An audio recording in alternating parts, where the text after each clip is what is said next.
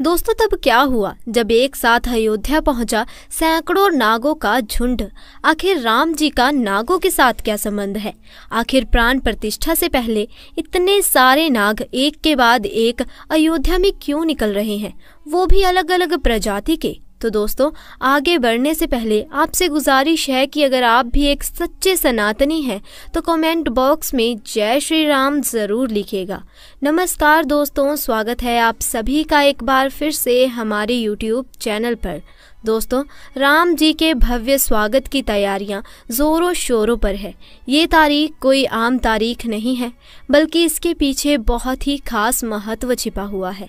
आखिर राम मंदिर की प्राण प्रतिष्ठा के लिए 22 जनवरी का समय ही क्यों चुना गया? इसके पीछे का रहस्य जानकर आपके भी होश उड़ जाएंगे। त्रेता युग में प्रभु श्री राम का जन्म अभिजीत मुहूर्त में हुआ था। 22 जनवरी सोमवार के दिन मृगशीर्ष नक्षत्र में अभिजीत मुहूर्त का संयोग बन रहा है। यही कारण है कि इस तिथि को राम लला की प्राण प्रतिष्ठा के लिए चुना गया है। साथ ही ये भी माना जा रहा है कि इस शुभ मुहूर्त में राम लला की प्राण प्रतिष्ठा करने से प्रभु श्री राम सदैव मूर्ति के अंदर विराजमान रहेंगे। लेकिन जैसे जैसे प्राण प्रतिष्ठा का समय नजदीक आ रहा है, वैसे वैसे अलग अलग प्रजातियों के नाग अचानक ही अयोध्या में प्रकट हो रहे हैं, जो कि अयोध्या वासियों के लिए खतरा बनते जा रहे हैं। लेकिन गिद्धों का और भालुओं का संबंध तो प्रभु श्री राम से बताया जाता है। उन्होंने रामायण में उनकी सहायता भी की थी। लेकिन इन नागों का श्री राम के साथ क्या संबंध है? आज की वीडियो में इस रहस्य से पर्दा उठाने वाले हैं। चौंकाने वाली बात यह है कि इनमें 2 प्रजातियों के नाग अलग अलग क्षेत्र में बार बार निकल रहे हैं, जिनका संबंध वासुकी और तक्षक नाग के साथ जोड़ा जा रहा है। ऐसा कहा जाता है कि प्रभु श्री राम के भाई लक्ष्मण साक्षात अनंत शेष नाग का रूप है और वासुकी नाग, तक्षक नाग और शेष नाग तीनों आपस में भाई हैं, जिसमें तक्षक और वासुकी नाग पाताल में निवास करते हैं और शेष नाग बैकुंठ में भगवान विष्णु की सेवा करते हैं। तो अंदाजा लगाया जा रहा है कि जब प्रभु श्री राम अपने भाई लक्ष्मण यानी शेष नाग और माता सीता के साथ अयोध्या धाम पहुंच रहे हैं, तो क्या शेष नाग के दोनों भाई पाताल में से उनसे मिलने के लिए बार बार प्रकट हो रहे हैं? दोस्तों, ये रहस्य बहुत बड़ा है, क्योंकि अयोध्या के एक क्षेत्र से जब एक सांप को पकड़कर सुरक्षित इलाके में छोड़ा जाता है, तो वही सांप पुनः राम मंदिर परिसर में भी देखा जाता है, जिससे कई बार मजदूरों को भी काम करने में भय महसूस होता है। लेकिन जय श्री राम का नाम उन्हें हिम्मत देता है। दोस्तों, आप भी कमेंट बॉक्स में जय श्री राम जरूर लिखें। 14वीं शताब्दी में जब भारत में मुगलों का शासन हुआ, तो श्री राम जन्मभूमि को नष्ट कर वहां बाबरी मस्जिद बना दी गई। 1525 में राम मंदिर को बाबर के सेनापति मीर बांकी ने ध्वस्त करवाया था। तीर्थ नगरी अयोध्या को सतयुग में वह वसवत मुनि ने बसाया था।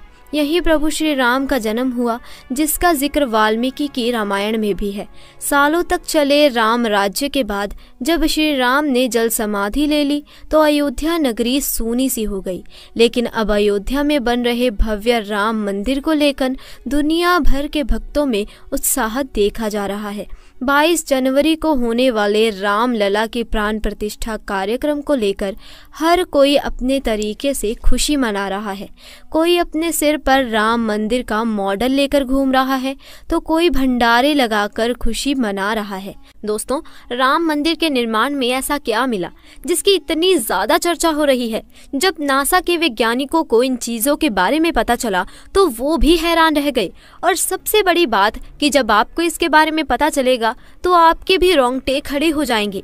एक बात और कि इस वीडियो को देखने के बाद आप भी अपने आप पर हिंदू और सनातनी होने पर बहुत ज्यादा गर्व करोगे। आखिरकार कई सालों के इंतजार की घड़ी अब खत्म हो चुकी है और राम मंदिर भी बनकर तैयार तैयार हो चुका है।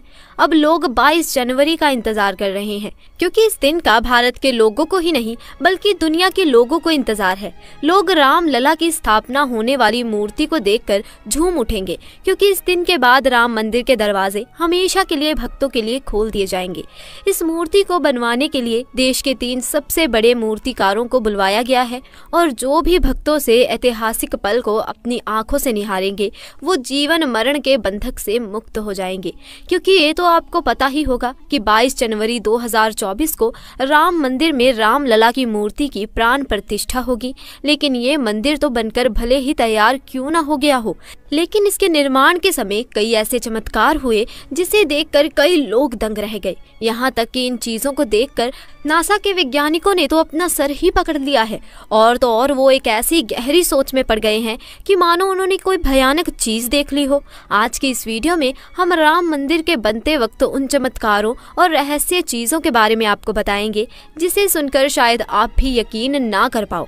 लेकिन वीडियो को शुरू करने से पहले आपसे रिक्वेस्ट है कि कमेंट सेक्शन में जरूर लिखें जय श्री राम। दोस्तों, आपको बता दें कि जब यहाँ मंदिर निर्माण का काम चल रहा था तब एक 1200 खंभों की ड्राइंग तैयार करवाई गई और अमेरिका के एक विशिष्ट वैज्ञानिकों की टीम को बुलवाया गया ताकि वे इसका निरीक्षण करके होने वाली हर एक कमियों को दूर कर सकें और राम मंदिर की शान में 4 चांद लगा सके। लेकिन जैसे ही राम मंदिर के निर्माण के वक्त वहां की धरती को खोदा गया तब उस धरती से एक ऐसी वस्तु निकली कि उसे देखकर सभी के होश उड़ गए, और उस चमत्कारी और दिव्य वस्तु ने न सिर्फ उन वैज्ञानिकों के होश उड़ाए बल्कि भारत सरकार को भी हिलाकर रख दिया। जिसके बाद तुरंत एक कमेटी बनाई गई और उसकी जांच के लिए लगा दी। लेकिन उसके बाद कुछ ऐसा हुआ कि वो सभी भी प्रभु श्री राम के भक्त बन गए। दरअसल ये बात है राम मंदिर के निर्माण के समय की, जब अमेरिका से थॉमस नाम के एक वैज्ञानिक भारत में राम मंदिर निर्माण कार्य के दौरे पर आए हुए थे। यहाँ आकर उन्होंने देखा कि राम मंदिर का निर्माण कार्य तो काफी चल रहा है। जिसके बाद उन्होंने अपना रूटीन काम फिर से करना शुरू कर दिया। अपने काम करने के दौरान जैसे ही उनकी नजर मंदिर परिसर की तरफ गई तो उन्हें एक ऐसी जगह दिखाई दी जहाँ पर धरती नरम पड़ी हुई थी। देखने में वो धरती वहाँ की जगह से पूरी अलग ही दिख रही थी। थॉमस को अपनी अंतरात्मा से कुछ अलग सी प्रेरणा मिलने लगी और तुरंत थॉमस ने अपने मजदूरों को वहां की खुदाई करने को बोल दिया। एक बार के लिए तो मजदूर भी हैरान हो गए कि ऐसी धरती की वो खुदाई क्यों करवा रहे हैं, लेकिन मजदूरों को तो उनका ऑर्डर मानना ही था। इसीलिए उन्होंने बिना कुछ सवाल किए खुदाई शुरू कर दी। जैसे ही वहां पर खुदाई शुरू हुई कुछ ही देर बाद उस धरती से पानी का प्रवाह शुरू हो गया। उस बहते हुए पानी को देख खुदाई करने वाले मजदूर परेशान हो गए, क्योंकि पानी के अंदर खुदाई करना मुश्किल ही नहीं बल्कि नामुमकिन सा हो जाता है। लेकिन जब इस पानी का सर्वेक्षण किया तो पता चला कि ये पानी तो पास ही में बह रही सरयू नदी का पानी है।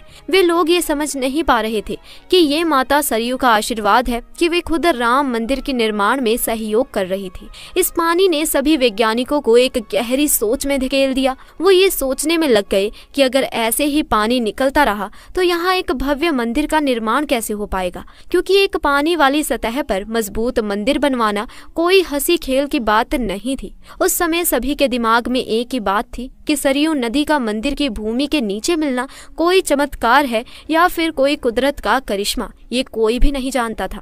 आखिरकार जब कोई भी समाधान नहीं निकला तब सभी मिलकर श्री राम से प्रार्थना करने लगे, क्योंकि जाहिर सी बात थी जब तक वो माता सरयू के पानी की धारा बंद नहीं होगी तब तक आगे का काम शुरू नहीं किया जा सकता था। अगले ही दिन श्री राम ने उनकी पुकार सुन ली और माता सरयू का पानी बंद हो गया और एक बार फिर राम मंदिर का निर्माण कार्य जोरों शोरों से शुरू हो गया। और ये काम इस कदर चला कि अब ये अपने अंतिम छोर पर पहुंच चुका है, या यूं कहें कि ये पूरा तैयार ही हो गया है। और 22 जनवरी को यहाँ श्री राम की प्राण प्रतिष्ठा भी की जाएगी। ये मंदिर इतना भव्य बना हुआ है कि इसे देखने के लिए भारत सरकार ने यहाँ पर एक अंतर्राष्ट्रीय हवाई अड्डा भी बनवाया है ताकि देश और दुनिया के लोग सीधे ही यहाँ पर आ सकें और इसे देख सकें। ये मंदिर तो आप कभी भी देख सकते हैं, लेकिन अब सवाल ये आता है कि जब पुराने समय में यहाँ पर राम मंदिर था वो कैसा दिखता था, जिसे तोड़कर बाबर ने बाबरी मस्जिद बनाई थी। उस राम मंदिर का निर्माण आखिर किसने किया था? क्योंकि ये रहस्य आज तक सीमित लोगों को ही पता है। ज्यादातर लोगों को इसके बारे में कुछ भी मालूम नहीं है। तो चलिए आज मैं आपको इसका पूरा रहस्य बताने वाली हूँ इस वीडियो के माध्यम से, तो बने रहिए वीडियो के एंड तक। दोस्तों, उस समय भगवान राम की नगरी अयोध्या को किसने बनाया था? यह पवित्र नगरी हिंदुओं के लिए बहुत ही ज्यादा महत्वपूर्ण है, क्योंकि यहाँ पर स्वयं प्रभु श्री राम का जन्म हुआ था, इसीलिए इसे राम जन्म भूमि भी कहते हैं। इतिहासकारों के अनुसार कौशल प्रदेश की प्राचीन राजधानी अवध को कालांतर में अयोध्या और बौद्ध काल में साकेत कहा जाने लगा। अयोध्या मूल रूप से मंदिरों का शहर था। हालांकि यहाँ खुदाई के वक्त आज भी हिंदू, बौद्ध एवं जैन धर्म से जुड़े मंदिरों के अवशेष देखे गए, जिसमें खंभों से लेकर कई हिंदू आकृतियां बनी हुई थी। अयोध्या नगरी में होने का वर्णन भी वाल्मीकि रामायण में मिलता है। कहते हैं कि भगवान श्री राम की जल समाधि लेने के पश्चात अयोध्या कुछ काल के लिए उजाड़ सी हो गई थी, लेकिन उनकी जन्म भूमि पर बना महल वैसे का वैसा ही था। भगवान श्री राम के पुत्र कुश ने एक बार पूर्ण राजधानी अयोध्या का पुनर्निर्माण कराया। इस निर्माण के बाद सूर्यवंश की अगली 44 पीढ़ियों तक इस अस्तित्व आखिरी राजा महाराजा ब्रह्मदबल तक अपने चरम पर रहा। कौशल राज ब्रह्मदबल की मृत्यु महाभारत युद्ध में अभिमन्यु के हाथों हुई थी। महाभारत के युद्ध के बाद अयोध्या उजड़ सी गई, मगर श्री राम जन्म भूमि का अस्तित्व फिर भी बना रहा। इसके बाद ये उल्लेख मिलता है कि ईसा के लगभग 100 वर्ष पूर्व उज्जैन के चक्रवर्ती सम्राट विक्रमादित्य एक दिन आखेट करते करते अयोध्या पहुंच गए। थकान होने के कारण अयोध्या में सरयू नदी के किनारे एक आम के वृक्ष के नीचे वो अपनी सेना सहित घना जंगल हो चला था। कोई बसावट भी यहाँ नहीं थी। महाराजा विक्रमादित्य को इस भूमि में कुछ चमत्कार दिखाई देने लगे। तब उन्होंने खोज आरंभ की और पास के योगी व संतों की कृपा से उन्हें महसूस हुआ कि ये श्री राम की अवध भूमि है। उन संतों के निर्देश से सम्राट ने यहाँ एक भव्य मंदिर के साथ ही कुंभ सरोवर, महल आदि बनवाए। कहते हैं कि उन्होंने श्री राम जन्म भूमि पर काले रंग के कसौटी पत्थर वाले 84 स्तंभों पर विशाल मंदिर का निर्माण करवाया था। इस मंदिर की भव्यता देखते ही बनती थी। विक्रमादित्य के बाद के राजाओं ने समय समय पर इस मंदिर की देखरेख की। उन्हीं में से एक शुंग वंश के प्रथम शासक पुष्यमित्र शुंग ने भी मंदिर का जीर्णोद्धार करवाया था। पुष्यमित्र का एक शिलालेख अयोध्या से प्राप्त हुआ था, जिसमें उसे सेनापति कहा गया है तथा उनके द्वारा 2 अश्वमेघ यज्ञों के किए जाने का वर्णन है। अनेक अभिलेख से झांट होता है कि गुप्त वंशीय चंद्रगुप्त द्वितीय के समय और तत्पश्चात काफी समय तक अयोध्या गुप्त साम्राज्य की राजधानी थी। गुप्तकालीन महाकवि कालिदास ने अयोध्या का रघुवंश में कई बार उल्लेख किया है। इतिहासकारों के अनुसार 600 ईसा पूर्व अयोध्या में एक महत्वपूर्ण व्यापार केंद्र था। इस स्थान को अंतर्राष्ट्रीय पहचान 5वीं शताब्दी में ईसा पूर्व के दौरान तब मिली, जबकि ये एक प्रमुख बौद्ध केंद्र के रूप में विकसित हुआ। तब इसका नाम साकेत था। कहते हैं कि चीनी भिक्षु फाये आन ने यहाँ देखा कि कई बौद्ध मठों का रिकॉर्ड रखा गया है। यहाँ पर 7वीं शताब्दी में चीनी यात्री हेंथ संगा आया था। उसके अनुसार यहाँ 20 बौद्ध मंदिर थे तथा 3000 भिक्षु रहते थे, और यहाँ हिंदुओं का एक प्रमुख और भव्य मंदिर भी था, जहाँ रोज हजारों की संख्या में लोग दर्शन करने के लिए आते थे। इसके बाद ईसा की 11वीं शताब्दी में कन्नौज नरेश जयचंद आया तो उसने मंदिर पर सम्राट विक्रमादित्य के पश्चिम शिलालेख को उखाड़कर अपना नाम लिखवा दिया। पानीपत के युद्ध के बाद जयचंद का भी अंत हो गया। इसके बाद भारतवर्ष पर आकृतियों का आक्रमण और भी बढ़ गया। आक्रमणकारों ने काशी, मथुरा के साथ ही अयोध्या में भी लूटपाट की और पुजारी की हत्या कर मूर्तियां तोड़ने का क्रम जारी रखा। लेकिन 14वीं सदी तक वे अयोध्या में राम मंदिर को तोड़ने में सफल नहीं हो पाए। विभिन्न आक्रमणों के बाद भी सभी झंझावतों के झेलते हुए श्री राम की जन्मभूमि पर बना मंदिर 4वीं शताब्दी तक बचा रहा। कहते हैं कि सिकंदर लोधी के शासन के दौरान यह मंदिर मौजूद था। 4वीं शताब्दी में हिंदुस्तान पर मुगलों का अधिकार हो गया और उसके बाद ही राम जन्मभूमि एवं अयोध्या को नष्ट करने के लिए कई अभियान चलाए गए।